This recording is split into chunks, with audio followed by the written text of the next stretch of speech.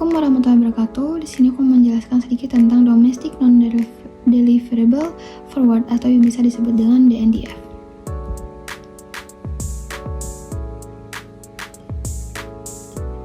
Defisit dari DNDF sendiri merupakan jenis kontrak keuangan yang digunakan untuk melindungi nilai atau hedging terhadap fluktuasi nilai tukar mata uang domestik yang tidak dapat diperdagangkan di pasar luar negeri. Dalam kontrak DNDF sendiri, dua pihak sepakat untuk melakukan transaksi mata uang pada suatu tanggal di masa depan dengan nilai tukar yang telah disepakati. Namun, tanpa adanya pengiriman fisik mata uang yang terlibat. Sebagai gantinya, selisih antara nilai tukar yang disepakati dan nilai tukar pasar yang berlaku pada saat jatuh tempo akan dibayar dalam mata uang domestik. DNDF sering digunakan oleh perusahaan atau institusi keuangan yang beroperasi di negara dengan kendala dalam pasar valuta asing atau kontrol mata uang, di mana mata uang domestik tidak bisa diperdagangkan bebas di pasar internasional. Kontrak ini memberikan kesempatan untuk mengelola risiko nilai tukar tanpa melibatkan pengiriman fisik mata uang asing, yang bisa lebih praktis dan efisien. Perbedaan dari DNDF dan NDF itu, yang pertama, mata uang yang ditransaksikan, di mana jika dalam NDF itu mata uang yang tidak dapat diperdagangkan secara bebas di pasar internasional, misalnya mata uang negara dengan kontrol ketat terhadap nilai tukar. Dan dalam NDF, transaksi dilakukan untuk mata uang asing yang tidak bisa diperdagangkan bebas, dan penyelesaian dilakukan dalam mata uang yang lebih liquid seperti dolar Amerika Serikat. Sedangkan DNDF berfokus pada mata uang domestik yang tidak dapat diperdagangkan di pasar luar negeri. Sebagai contoh, DNDF digunakan untuk mengatur risiko nilai tukar mata uang domestik terhadap dolar Amerika Serikat atau mata uang lainnya di negara yang menerapkan kontrol ketat terhadap mata uangnya. Lalu perbedaan yang kedua ada penggunaan, di mana NDF ini lebih umum digunakan untuk melindungi nilai terhadap fluktuasi mata uang asing di negara dengan kontrol ketat terhadap transaksi valuta asing. Sedangkan DNDF khusus digunakan untuk mengelola risiko nilai tukar mata uang domestik yang tidak dapat diperdagangkan secara internasional. Lalu, perbedaan ketiga ada pengiriman fisik. Baik NDF maupun DNDF adalah kontrak yang tidak melibatkan pengiriman fisik mata uang. Pembayarannya dilakukan dengan menyelesaikan selisih antara nilai tukar yang disepakati dalam kontrak dan nilai tukar pada saat jatuh tempo yang dibayar dalam mata uang yang disepakati. Lalu selanjutnya ada mekanisme dari DNDF. Yang pertama, kesepakatan kontrak. Dua pihak, biasanya bank dan perusahaan, menyepakati kontrak DNDF. Mereka menentukan nilai tukar yang disepakati untuk mata uang domestik terhadap mata uang asing, misalnya dolar Amerika Serikat, pada suatu tanggal tertentu di masa depan. Yang kedua, tidak ada pengiriman fisik. Berbeda dengan kontrak forward biasa, dalam DNDF tidak ada pengiriman fisik mata uang yang terlibat. Artinya, meskipun kedua pihak sepakat untuk melakukan transaksi mata uang pada tanggal jatuh tempo, tidak ada penyerahan langsung mata uang domestik atau asing. Sebagai gantinya, penyelesaian dilakukan dengan membayar selisih antara nilai tukar yang disepakati dalam kontrak dan nilai tukar pasar yang berlaku pada saat jatuh tempo. Yang ketiga, penyelesaian selisih. Pada saat kontrak jatuh tempo, nilai tukar aktual mata uang domestik terhadap mata uang asing, misalnya dolar Amerika Serikat, dibandingkan dengan nilai tukar yang disepakati dalam kontrak. Selisih antara kedua nilai tukar tersebut akan dihitung dan dibayarkan dalam mata uang domestik. Jika nilai tukar pada saat jatuh tempo lebih tinggi daripada yang disepakati, pihak yang beli mata uang asing akan menerima pembayaran dari pihak yang menjual mata uang asing dan sebaliknya. Yang keempat, penggunaan DNDF, di mana bisa digunakan oleh perusahaan atau lembaga keuangan yang beroperasi di negara dengan kontrol ketat terhadap pasar valuta asing. Yang kelima, regulasi dan pembayaran. Proses DNDF ini bisanya diawasi oleh bank sentral negara terkait yang mengatur ketentuan tentang siapa yang boleh terlibat dalam transaksi ini dan bagaimana transaksi dapat dilakukan. Selanjutnya ada pihak yang terlibat dalam DNDF. Yang pertama ada pihak pembeli atau buyer, pihak yang ingin membeli nilai tukar mata uang domestik terhadap mata uang asing, seperti dolar Amerika Serikat untuk keperluan tertentu. Misalnya pembayaran impor, utang luar negeri, atau transaksi lainnya yang melibatkan mata uang asing. Pembeli misalnya akan membeli kontrak DNDF untuk memastikan bahwa mereka dapat memperoleh mata uang asing pada nilai tukar yang telah disepakati pada tanggal yang telah ditentukan. Lalu ketiga ada pihak penjual atau seller, di mana ini biasanya adalah bank atau lembaga keuangan yang memiliki akses ke pasar valuta asing atau yang memiliki kemampuan untuk memfasilitasi transaksi semacam ini. Pihak penjual bertindak untuk menerima pembayaran jika nilai tukar pada tanggal jatuh tempo lebih buruk daripada yang disepakati dalam kontrak DNDF.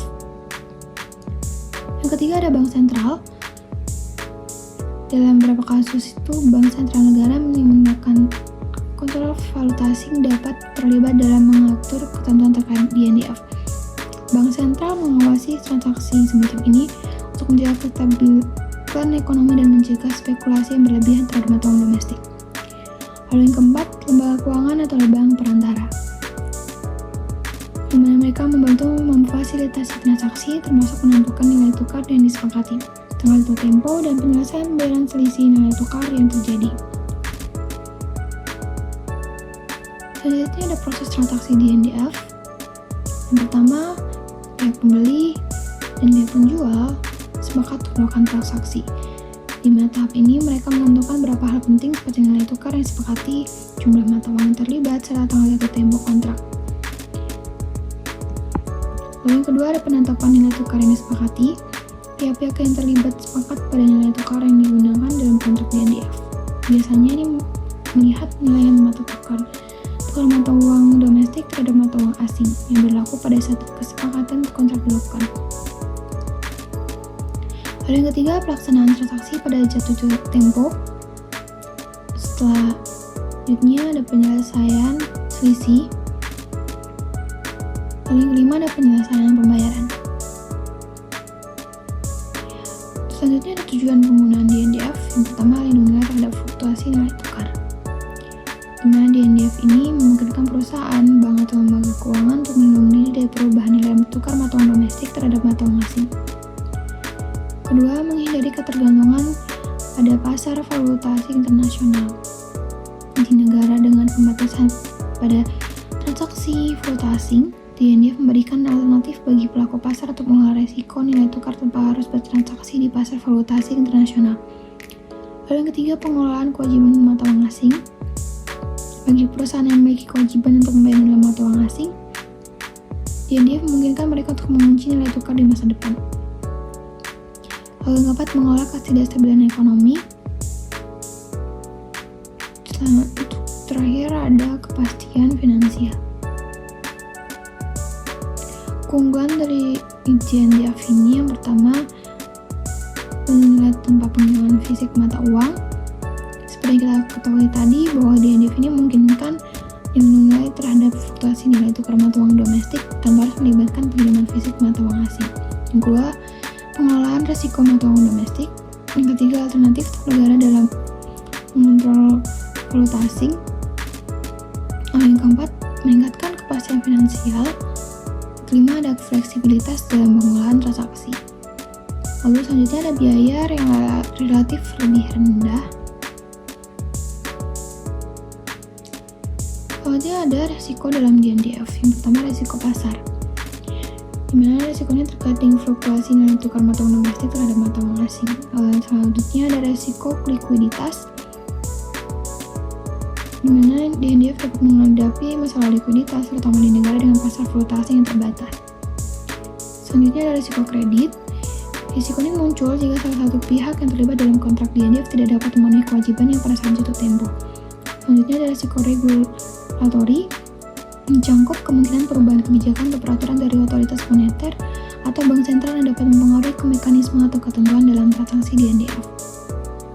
Selanjutnya risiko sistem, yang dimana ini berkaitan dengan kemungkinan gangguan atau kesalahan dalam proses transaksi di NDF, seperti kesalahan dalam penghitungan nilai tukar atau kesalahan administratif lainnya.